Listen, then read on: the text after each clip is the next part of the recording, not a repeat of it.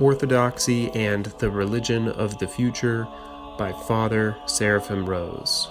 Epilogue: Jonestown and the 1980s. This book has been deliberately understated.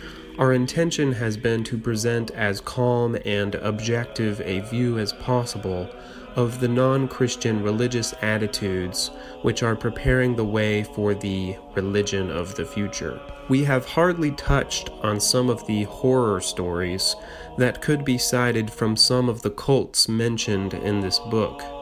True stories that reveal what happens when one's involvement with the unseen demonic powers becomes complete, and a man becomes the willing tool of their evil purposes.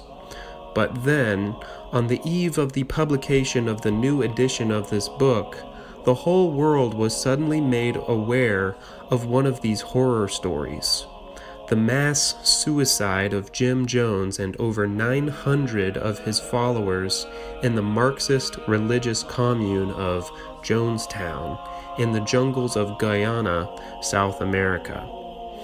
No more striking sign of the times could be imagined. Jonestown is a clear warning and prophecy of the future of mankind. The secular press, understandably, did not know quite what to make of this monstrous event. Some of the foreign press took it as merely another example of American violence and extremism. The American press portrayed Jim Jones as a, quote, madman, and the event itself as a result of the evil influence of, quote, cults. More honest and sensitive journalists admitted that the magnitude and grotesqueness of the whole phenomenon baffled them. Few observers saw Jonestown as an authentic sign of our times, a revelation of the state of contemporary humanity, but there are many indications that it was indeed such. Jim Jones himself was unquestionably in touch with the mainstream of today's religious political world. His religious background as a, quote, prophet and, quote, healer, capable of fascinating and dominating a certain kind of unsettled, searching, modern man, chiefly lower-class urban blacks, gave him a respected place in the American religious spectrum, rather more acceptable in our more tolerant times than his hero of an earlier generation, quote, Father Divine. His innumerable, quote, good deeds and unexpectedly generous gifts to the needy made him a leading representative of liberal Christianity and drew the attention of the liberal political establishment in California, where his influence increased with every year. His personal admirers included the mayor of San Francisco, the governor of California, and the wife of the President of the United States. His Marxist political philosophy and commune in Guyana placed him in the respectable political avant-garde. The lieutenant governor of California personally inspected Jonestown and was favorably impressed by it, as were other outside observers. Although there were complaints, especially in the last year or two, against Jones's sometimes violent way of dominating his followers, even this aspect of Jonestown was within the limits allowed by the liberal West for contemporary communist governments, which are not looked on with too great disfavor even for liquidating some hundreds or thousands or millions of dissenters. Jonestown was a thoroughly, quote, modern, a thoroughly contemporary experiment. But what was the significance of its spectacular end? The contemporary phenomenon that is perhaps closest in spirit to the Jonestown tragedy is one that at first sight might not be associated with it: the swift and brutal liquidation by the Cambodian communist government, in the name of humanity's bright future, of perhaps 2 million innocent people, 1/4 or more of the total population of Cambodia. This revolutionary genocide, perhaps the most deliberate and ruthless case of it yet in the bloody 20th century, is an exact parallel to the revolutionary suicide in Jonestown.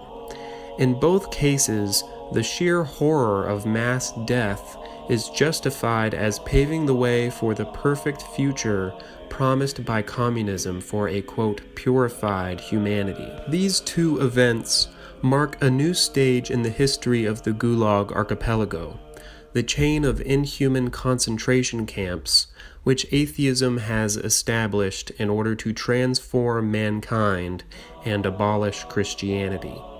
In Jonestown, once again, the incredible accuracy of Dostoevsky's 19th century diagnosis of the revolutionary mind is proved. A key figure in his novel The Possessed, more precisely The Demons, is Kirillov, who believes that the ultimate act proving that he has become God is precisely suicide. Quote, normal people, of course, cannot understand such a logic, but history is seldom made by, quote, normal people, and the 20th century has been par excellence the century of the triumph of a, quote, revolutionary logic, which is put into execution by men who have become thoroughly, quote, modern, and have consciously renounced the values of the past, and especially the truth of Christianity. To those who believe in this, quote, logic, the Jonestown suicides are a great revolutionary act that, quote, proves there is no God and point to the nearness of the world totalitarian government whose, quote, prophet Jones himself wanted to be. The only regret over this act in such minds was expressed by one of the residents of Jonestown, whose last-minute note was found on Jones's body. Quote, Dad, I see no way out. I agree with your decision. I fear only that without you, the world may not make it to communism. End quote. All the assets of the Jonestown commune, some $7 million, were bequeathed to the Communist Party of the USSR. The New York Times, December 18, 1978, page 1. Jonestown was not the isolated act of a, quote, madman. It is something very close to all of us who live in these times. One journalist sensed this when he wrote of Jones, with whom he had some personal contact in San Francisco, quote, his almost religious and definitely mystical power, its evil well concealed, must somehow be construed as a clue to the mystery that is the 1970s.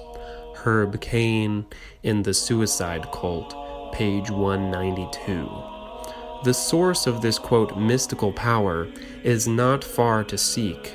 The religion of the, quote, People's Temple was not even remotely Christian, even though Jim Jones, its founder, was an ordained minister of the, quote, Disciples of Christ. It owed much more to Jones's spiritualist experience of the 1950s when he was forming his worldview. He claimed not merely to be the, quote, reincarnation of Jesus, Buddha, and Lenin. He openly stated that he was an, quote, oracle or medium for discarnate entities from another galaxy. In other words, he gave himself over into the power of evil spirits, who doubtless inspired his final act of logical madness. Jonestown cannot be understood apart from the inspiration and activity of demons. This, indeed, is why secular journalists cannot understand it. It is all too likely that Jonestown is but the beginning of far worse things to come in the 1980s, things which only those with the profoundest and clearest Christian faith can even dare to think about. It is not merely that politics is becoming religious, for the massacres in Cambodia were acts performed with, quote, religious, that is, demonic, fervor, or that religion is becoming, quote, political, in the case of Jonestown. Such things have happened before. but it may well be that we are now beginning to see, in concrete historical acts, the particular blending of religion and politics that seems to be required for the zealots of Antichrist, the religious political leader of the last humanity. This spirit, to be sure, has already been present to some degree in the earlier totalitarian regimes of the 20th century, but the intensity of fervor and devotion required for mass suicide, as opposed to mass murder, which has been committed many times in our century, makes Jonestown a milestone on the path to the approaching culmination of modern times. Satan, it would seem, is now entering naked into human history. The years just ahead promise to be more terrible than anyone can now easily conceive. This one outburst of Satan-inspired energy led nearly 1,000 people to revolutionary suicide. What of the many other enclaves of satanic energy, some much more powerful than this small movement, that have not yet manifested themselves? A realistic view of the religious state of the contemporary world is enough to inspire any serious Orthodox Christian with fear and trembling over his own salvation.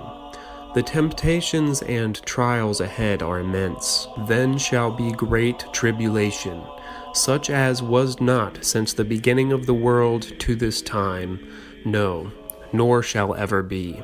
Matthew 24:21.